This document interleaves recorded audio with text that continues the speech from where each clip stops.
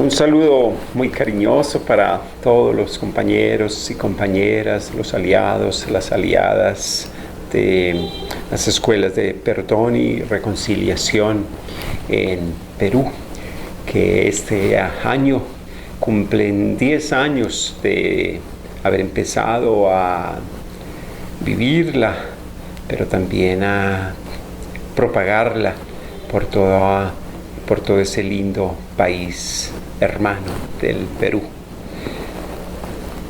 La gratitud va para la Universidad Ruiz de Montoya, sin duda, porque con un cariño muy especial nos quiso acoger desde un principio. Un cariño especial para Vanessa, que en este momento anima todo este proceso de las escuelas, de los aliados del perdón y de la reconciliación. Y yo me atrevo a decir desde este espacio más cristiano, más católico, decir no solo aliados, sino también misioneros del perdón y de la reconciliación. Hay personas muy queridas a las cuales debiera recordar, pero prefiero no decir más nombres porque no quisiera olvidarme de algunos o de muchos, que sería una gran ofensa. Yo solo quiero hacerles llegar un abrazo muy cariñoso, un abrazo lleno de gratitud, sobre todo porque en el Perú nos han dado ejemplo de cómo organizarse, de cómo promover la cultura ciudadana, la cultura política del perdón y de la reconciliación. Nosotros hablamos de cultura ciudadana o de cultura política del perdón y de la reconciliación por varias cosas. Para esto me toca un poquito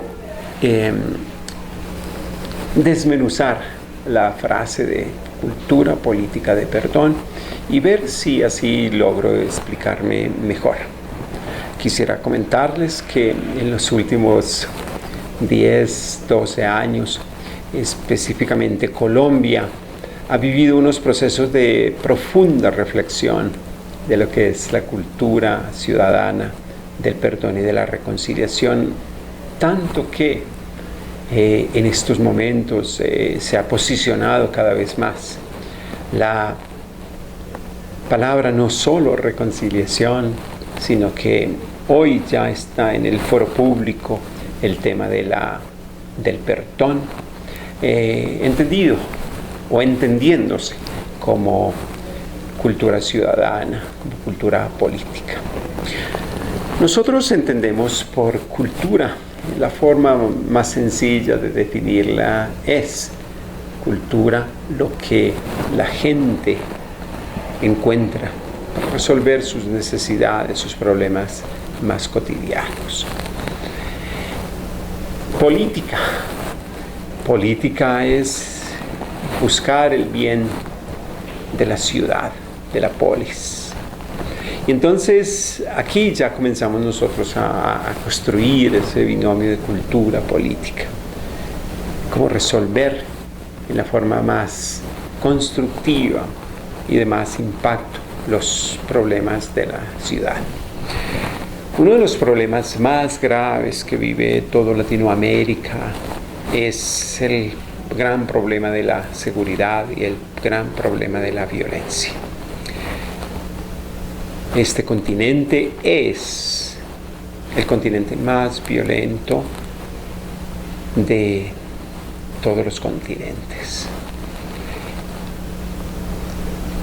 En Latinoamérica nosotros tenemos de las 50 ciudades más violentas del mundo, 42 de esas ciudades están en este continente. Y claro, esto nos deja un desafío ya y una pregunta grande, y es ¿por qué tan violentos y por qué tan cristianos? Este tema de por qué tan violentos y por qué tan cristianos yo quisiera dejarlo para lo último. Yo quisiera más bien concentrarme en esta cultura ciudadana de perdón y reconciliación, específicamente para el caso de Colombia, como lo ha sido para países que han pasado de la violencia hacia procesos de paz, tiene que necesariamente cumplir con unos requisitos de lo que hoy en día se llama la justicia transicional. Colombia, calculamos entre este año y el siguiente, va a estar transitando hacia una negociación de conflictos. Los conflictos específicamente con las fuerzas revolucionarias de Colombia, las FARC. Y hay unos deberes que exige esta justicia transicional, son básicamente los 4 de los que normalmente se habla: el deber de la verdad, el deber de la justicia, el deber de la reparación y, si se quiere, el deber de que las garantías de que esto jamás vuelva a repetirse. Sin embargo, estos deberes están fuertemente condicionados por un componente que entra a jugar en el proceso de construcción de la paz como un condicionador fundamental para que se logre la paz. Y este condicionador se llama la memoria. La verdad queda condicionada a la memoria, la justicia queda condicionada a la memoria, la reparación queda condicionada a la memoria, y hasta las garantías de no repetición quedan condicionadas por la memoria. Y aquí entonces me toca hablarles de al menos 2 tipos de memoria que tenemos. Uno es el que nosotros llamamos la memoria coagulada, la memoria estancada, la memoria vengativa. Y segundo, al lado opuesto, la memoria en acción, la llamamos desde nuestro equipo, desde la Fundación para la Reconciliación, la memoria en acción. Estos 2 tipos de memoria tienen 2 productos que expresan también los resultados de las violencias. Por un lado, el producto de esta memoria coagulada es las víctimas, pero sobre todo nosotros hoy en día la llamamos la victimización o la victimidad. Hay diferencia entre las dos, entre la victimización, porque cuando a las personas no se le logran cumplir esos 4 requisitos que hablábamos para la justicia transicional o para la paz en transición, nosotros entonces lo que hacemos es revictimizar a las víctimas. No hay ningún país en el mundo que haya logrado asegurar verdad completa, justicia completa, reparación completa y menos garantías firmes, seguras de no repetición. Y entonces muchas personas se sienten traicionadas porque las promesas que hubo de verdad o de reparación o de justicia jamás se logran cumplir a plenitud. Y entonces las víctimas tienden a sentirse revictimizadas. Y entonces es lo que nosotros llamamos la revictimización. Pero también hay otro peligro, y es que las víctimas, cuando comienzan a ser asistidas, reparadas, y sobre todo cuando se comienzan a tener reparaciones, sobre todo del tipo monetario, Las víctimas tienden a caer en la victimidad, o sea, esos paternalismos, esos asistencialismos que hacen de las víctimas sujetos, o más bien objetos, de reparaciones, de dineros, de paternalismos que no construyen.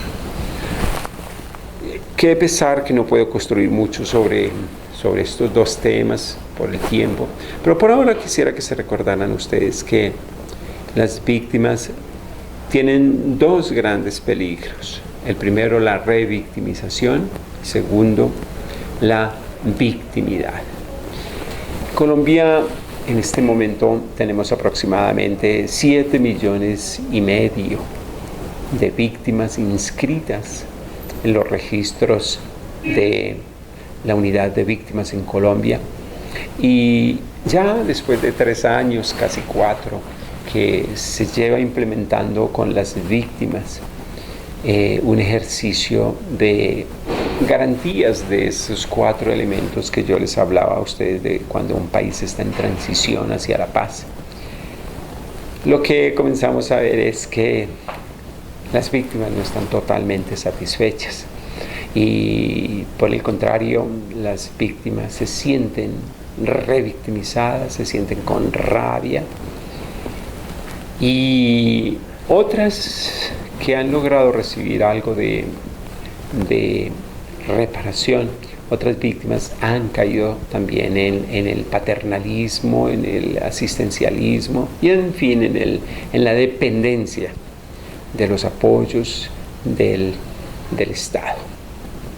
Esto quiere decir que nos toca entonces tener mucha atención a este tipo de memoria, la memoria coagulada, la memoria estancada. En Colombia existe una unidad de la memoria, y una de las críticas también que le hacemos a la unidad de la memoria histórica es que se está quedando solamente en registrar los hechos tal y cual como lo cuentan las víctimas, y eso es mucho. Pero la memoria no puede ser memoria fosilizada, memoria congelada de los hechos, sino que aquí viene entonces el segundo gran reto de la memoria, y es cómo poner a la memoria en acción, cómo hacer reinterpretación o resignificación de la memoria. Nosotros aquí nos hemos inventado entonces la palabra el derecho a la hermenéutica. Y es que las víctimas tienen, para poder salir de esa victimización o esa victimidad, las víctimas necesitan hacer resignificación de su dolor, resignificación de su trauma. Y todos los expertos aconsejan para este proceso el que en la medida de lo posible esto se haga en sociedad, se haga en grupos.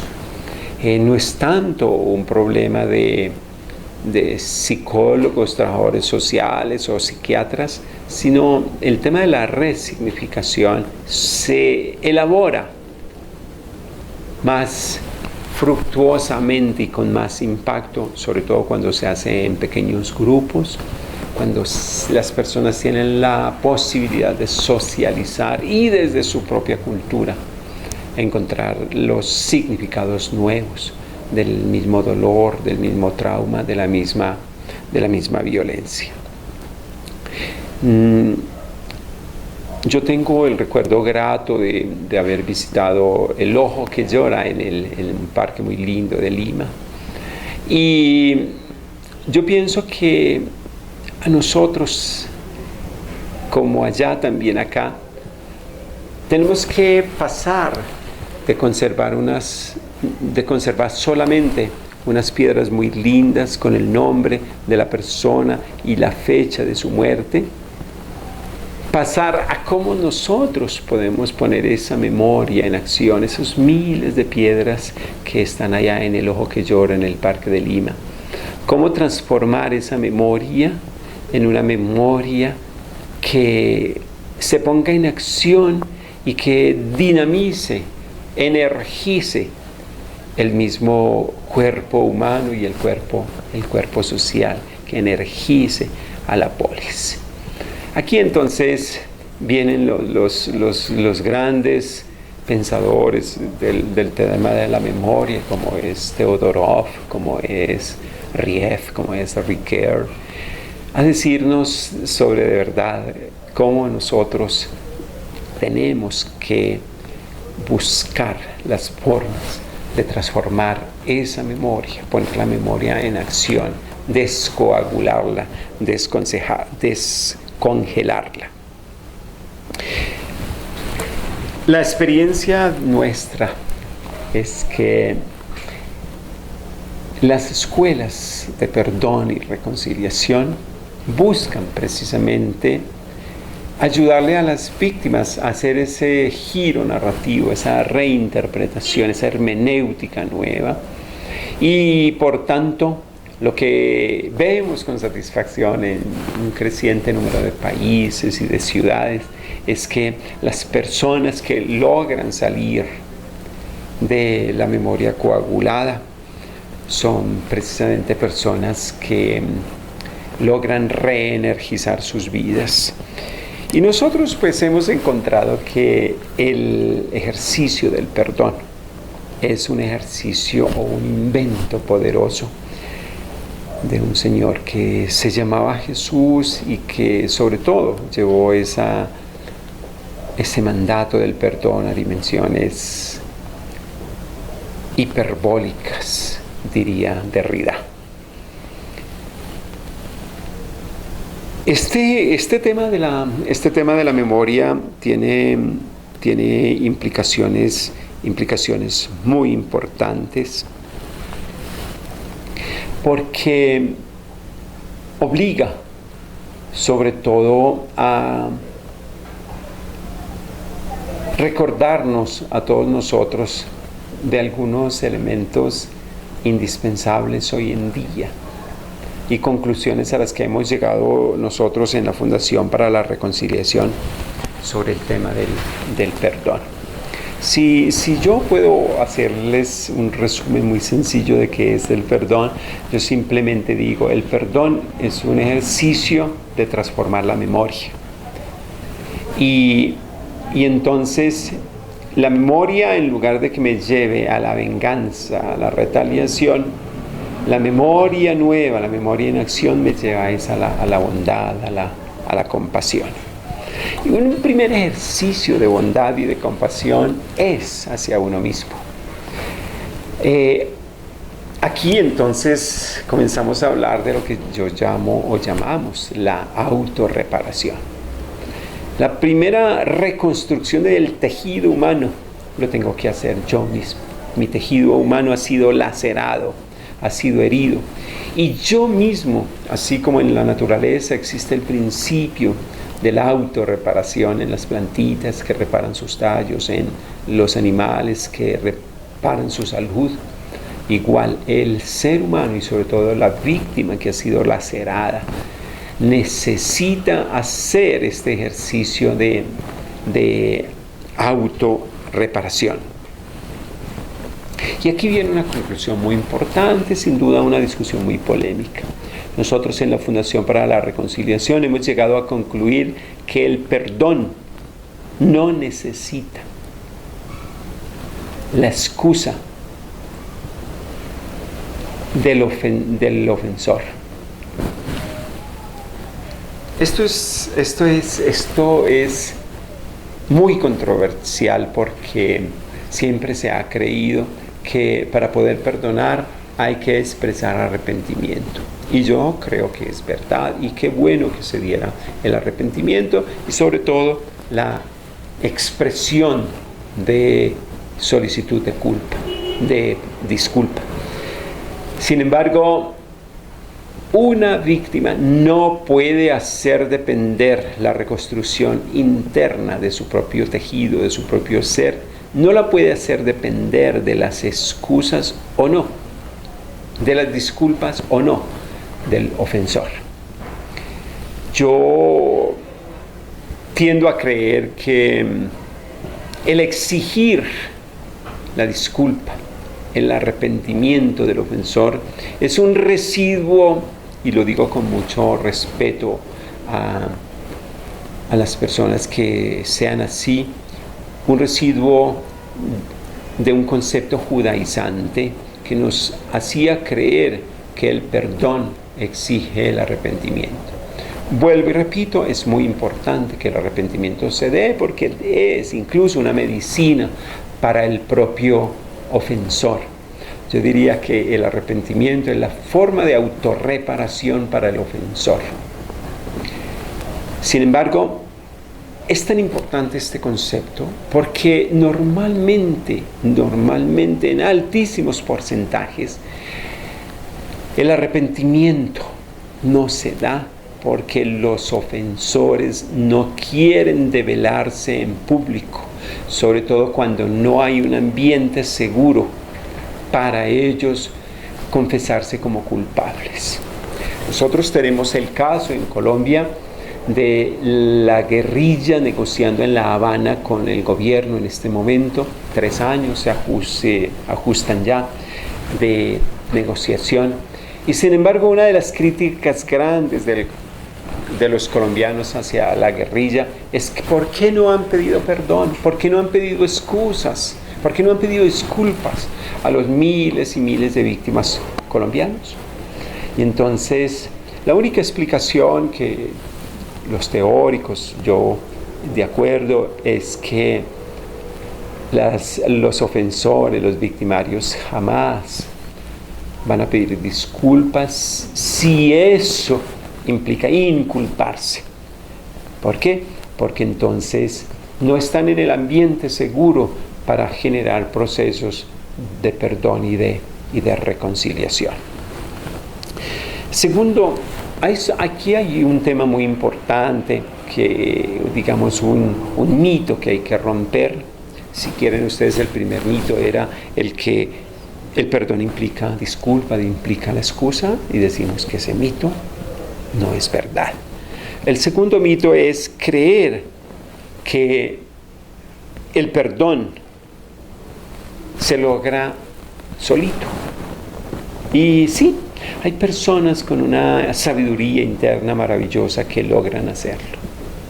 Y yo diría que son normalmente las personas humildes, las personas más sencillas. Un grande autor en temas de perdón que se llama Everett Worthington acostumbra decir que la virtud más necesaria para el perdón es la humildad.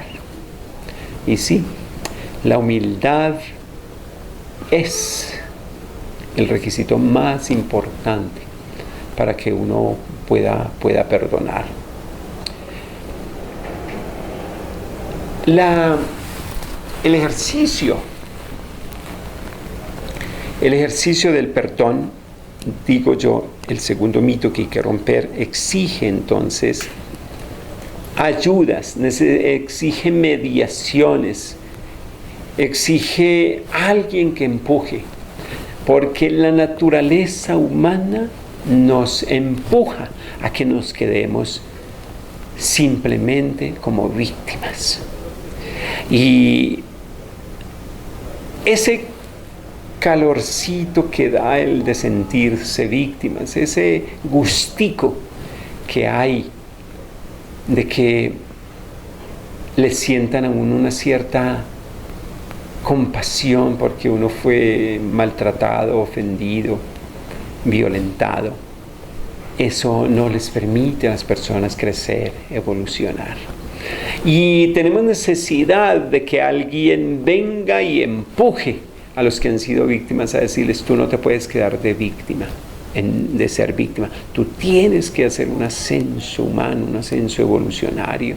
Y es entonces aquí donde nosotros le decimos a las personas que tiene que pasar de ser víctima a ser victorioso. O lo que repetimos con frecuencia también: tú con el perdón no vas a cambiar el pasado, pero sí cambias el futuro. Si te quedas de víctima, te quedas en el pasado. Si te quieres volver victorioso, tienes que mirar hacia el futuro. Todo esto tiene implicaciones muy serias, sobre todo a nivel político, a nivel de cultura ciudadana. El perdón, así entendido, entonces se convierte en un acto político. Yo me posiciono con mi dolor, pero sobre todo con la superación de mi dolor, yo me posiciono en lo público. Y por eso entonces el perdón se convierte en un acto de política, de posicionamiento en la polis. Segundo, el perdón es un acto de enorme, profundo de democracia. Si yo no perdono, yo excluyo, y eso es antidemocracia, excluir. Y no es solo porque se excluya, sino sobre todo porque cuando se excluye se tiende a eliminar, a ejercer violencia, eliminación del otro.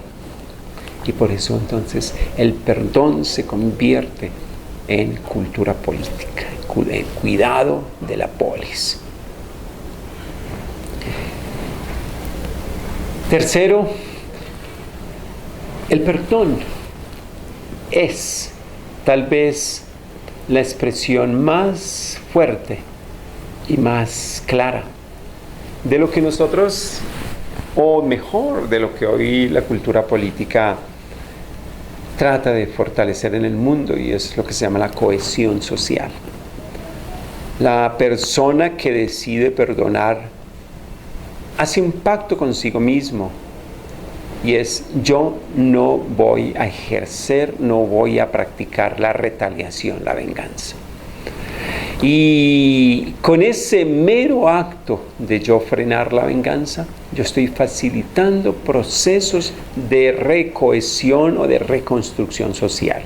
La cohesión social queda profundamente fuerte cuando los ciudadanos logran hacer estos procesos de perdón y ojalá de reconciliación. Solo un paréntesis: perdón, un ejercicio de reconstruir la memoria; reconciliación, un ejercicio de reconstruir la confianza. Entonces, estos dos temas, perdón y reconciliación, diría yo, tratando de ir concluyendo, que son expresiones exquisitas de cultura política, de cultura ciudadana. Un tema que, sin embargo, es tal vez ya la punta más alta de lo que es la cultura política, es lo que en pocas palabras nosotros llamamos el contrato social. El contrato social construido sobre la bondad, sobre la compasión, que eso es el perdón, y construido sobre la confianza. El contrato social como expresión de la cultura política, como expresión última, diría yo, contrato social como expresión última de la cultura política, encuentra en los procesos de perdón y reconciliación una de las expresiones más profundas. El perdón y la reconciliación ayuda a que los ciudadanos podamos poner en práctica nuestro contrato social.